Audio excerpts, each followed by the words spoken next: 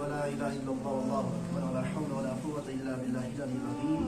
اللهم صل على سيدنا محمد وعلى آل سيدنا محمد وأصحاب سيدنا محمد وبارك وسلم عليهم. السلام علیکم ورحمۃ اللہ وبرکاتہ. بسم اللہ الرحمن الرحیم.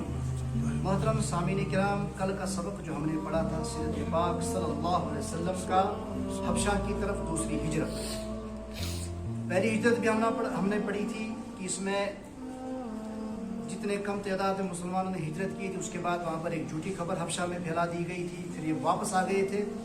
وہ بھی ہم نے پڑھا تھا 2 دن پہلے. اور جو کل ہم نے پڑھا تھا دوسری ہجرت، اس ہجرت میں کم از کم 82 افراد پر مشتمل مرد حضرات تھے اور 17 عورتیں تھیں. کافی خاصی تعداد تھی. ان نے ہجرت کی تھی حبشہ کی طرف نبی اکرم صلی اللہ علیہ وسلم کے حکم سے. اس کی تفصیل ہم نے کل پڑھ لی تھی.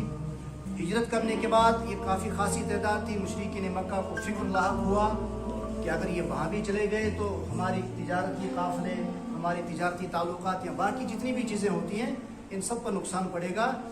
اور پھر اس کے بعد مشرکین مکہ نے مکہ میں مشورہ کر کے 2 افراد کو منتخب کیا حبشہ جانے کے لیے، تاکہ وہاں سے جو مسلمان ہجرت کر کے وہاں چلے گئے ان کو واپس لانے کے لیے. یہ بھی ہم نے تفصیل سے پڑھا تھا کون 2 افراد تھے وہ.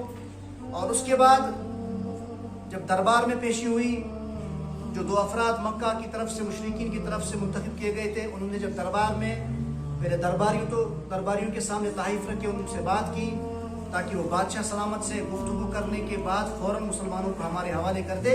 یہ گفتگو کی تھی انہیں درباریوں کے ساتھ. اس کے بعد جب دربار کا مجمع لگ گیا، اب باری تھی کہ بادشاہ نے حکم دے دیا کہ مسلمانوں کو یہاں لے آؤ، کیونکہ وہ ہمارے ملک میں رہ رہے ہیں. ہمیں خبر رکھنی چاہیے کہ ہمارے ملک میں رہنے کے بعد ہمیں ان سے پوچھنا چاہیے. اس کے بعد میں آپ سے مطالبہ کیا کروں. اور ہم نے یہاں تک پڑھا تھا کہ جب 2 افراد عمر ابن العاص اور عبداللہ بن ابن ابی ربیعہ، ان دونوں کے سامنے جب مسلمانوں کو بلایا گیا، اس میں سے حضرت جعفر رضی اللہ تعالیٰ عنہ بھی تھے. حضرت جعفر رضی اللہ تعالیٰ عنہ کو منتخب کیا گیا تھا کہ آپ ہی جماعت میں ہماری جماعت میں گفتگو فرمائیں گے. تو آج کا جو سبق ہے کہ نجاشی کے دربار میں حضرت جعفر طیار رضی اللہ تعالیٰ عنہ کی تقریر اور اس کا اثر. حضرت جعفر رضی اللہ تعالیٰ عنہ جب بادشاہ کے سامنے گئے تو انہوں نے کہا کہ بادشاہ سلامت، ہم جاہل تھے، ہم نادان تھے، ہم مردار کھانے والے تھے، ہم ہمسایہ کے حقوق پامال کرنے والے تھے، ہم مردار کھاتے تھے، طرح طرح کی بے حیائیوں میں پھنسے ہوئے تھے، رشتہ داروں سے قطع تعلق ہی کرتے تھے اور پڑوسیوں کے حق کھاتے تھے. ہم میں جو بڑا تھا وہ اپنے چھوٹے پر ظلم کرتا تھا. ہم پر اللہ رب العزت نے کرم فضل فرمایا کہ ایک شخصیت کو پیغمبر بنا کر مبعوث فرمایا، جن کے خاندان اور برادری کو ہم بخوبی جانتے تھے. مشرکین بھی جانتے تھے، ہم بھی جانتے تھے، برادری کو بھی اور انہیں بھی جانتے تھے کہ ان کی امانت داری کیا تھی، ان کی دیانت داری کیا تھی اور ان کا امن کیا تھا. ہم سب واقف تھے. انہوں نے ہمیں اللہ کے دین کی دعوت دی. انہوں نے ہم سے کہا کہ اللہ تعالیٰ کو ایک مانو، ایک جانو اور بس اسی کی عبادت کرو. جن پتھروں اور بتوں کو ہم خود اپنے ہاتھوں سے تراشتے تھے، ان کی پوجا کرتے تھے، ان کی پوجا کرنا، عبادت کرنا ترک کر دو. کسی کا بھی حق نہ حق خون نہ بہاؤ، نہ کسی کی حق تلفی کرو، نہ کسی کا حق کھاؤ. بے حیائی کے کاموں سے دور رہو. یتیموں کے مال کی حفاظت کرو اور اس کو کھانے کا بھی خیال نہ کرو. کسی پاک دامن ایک مرد ایک آدمی پر جھوٹی تہمت اور جھوٹا بہتان مت لگاؤ. بس ایک اکیلے اللہ کی عبادت کرو، اس کے ساتھ کسی کو شریک نہ بناؤ. نماز پڑھو، زکوٰۃ ادا کرو. اسی طرح کی اور بھی مختلف باتیں تھیں جو حضرت جعفر طیار رضی اللہ تعالیٰ عنہ نے نجاشی کے دربار میں نجاشی کے سامنے عرض کی، درباریوں کے سامنے تقریر کی اور ان 2 مشرکین کے سامنے بھی تقریر کی، جن کی تفصیل مختلف حدیث کی کتابوں میں ملتی ہے.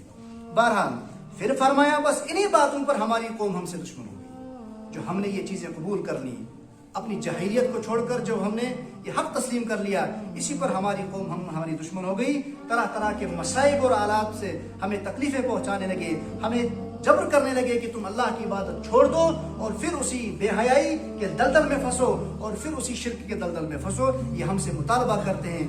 تب ہم نے اپنا دیش چھوڑ کر آپ کے ملک میں پناہ لی، کیونکہ کیونکہ نبی اکرم صلی اللہ علیہ وسلم نے فرمایا تھا کہ آپ رحم دل بادشاہ ہو، آپ کی بادشاہت میں ظلم نہیں ہوتا ہے، ہم یہاں پر آئے۔ اس پر نجاشی نے کہا کیا تمہارے پاس اس کلام کی کوئی آیت ہے، کوئی بات ہے؟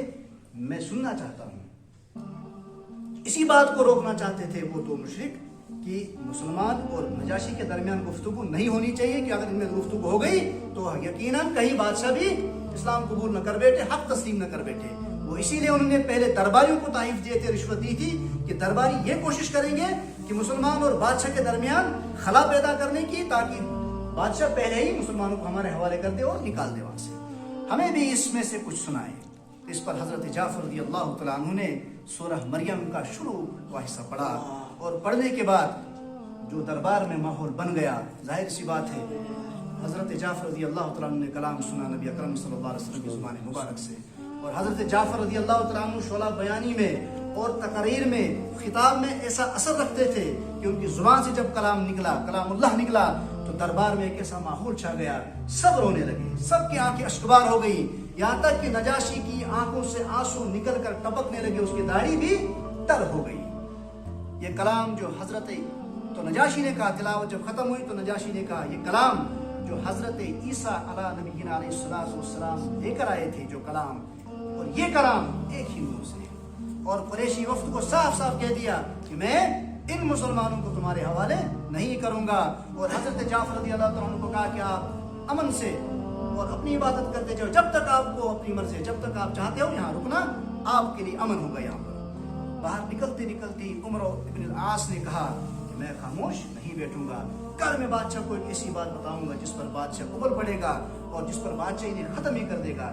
اور جو عمر ابن العاص کے ساتھ دوسرا ابن ابی ربیعہ تھا، اس نے کہا کہ یہ بھی تو اپنے خاندان والے ہی ہیں، اگر ایسی بات ہم کہیں گے اور بادشاہ نے انہیں قتل کیا، یہ تو ہمارے رشتہ دار ہیں، ہمارے خاندان والے ہیں۔ لیکن عمر ابن العاص نے ایک بھی نہ سنی۔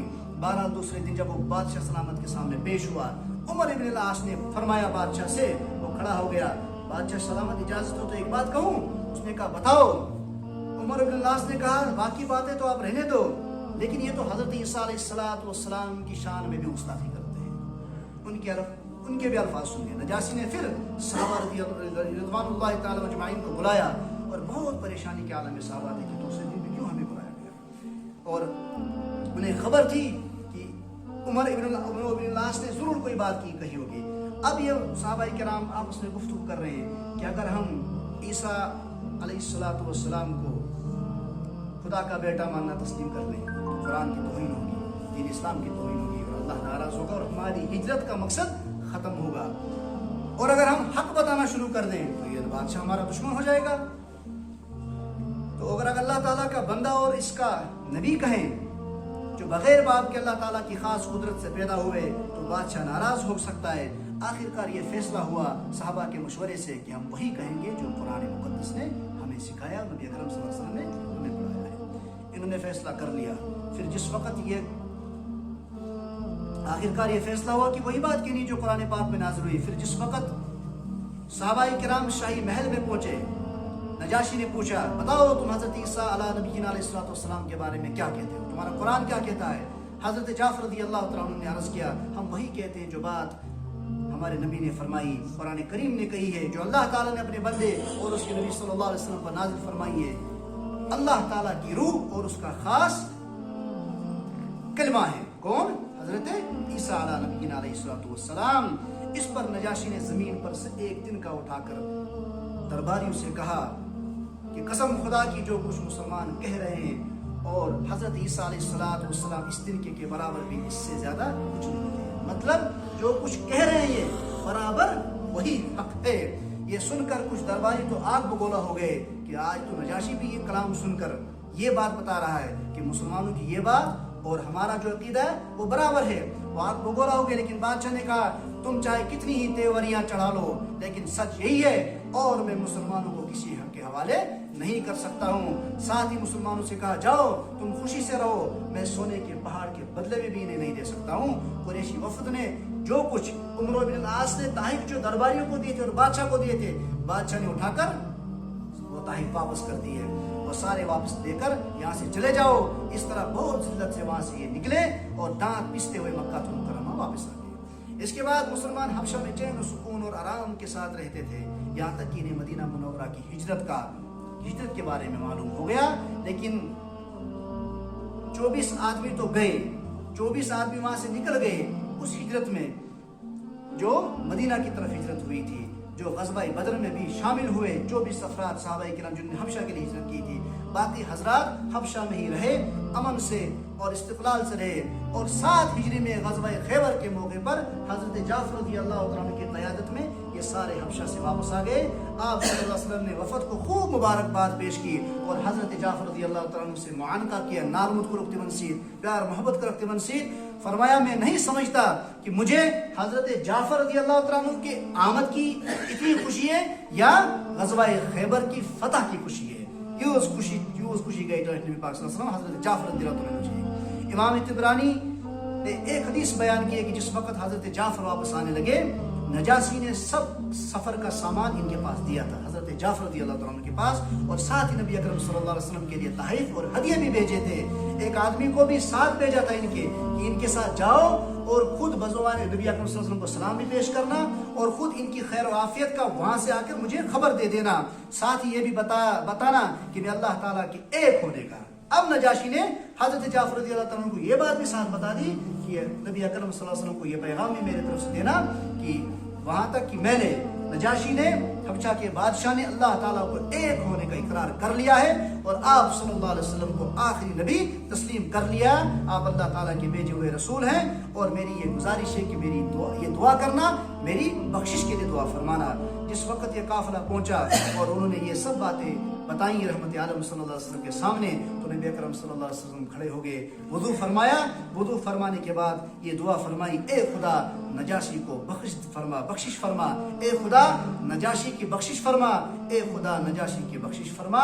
یہ آج کا سبق تھا، کیونکہ نجاشی نے آپ صلی اللہ علیہ وسلم کو بنفیس دیکھ کے اسلام قبول نہیں کر لیا تھا، پیغام کے ذریعے اسلام قبول کر لیا تھا۔ انشاءاللہ کل کا جو سبق ہوگا شیر خدا حضرت حمزہ بھی رحمت عالم صلی اللہ علیہ وسلم کی چوکھٹ پر، صلی اللہ علیہ وسلم۔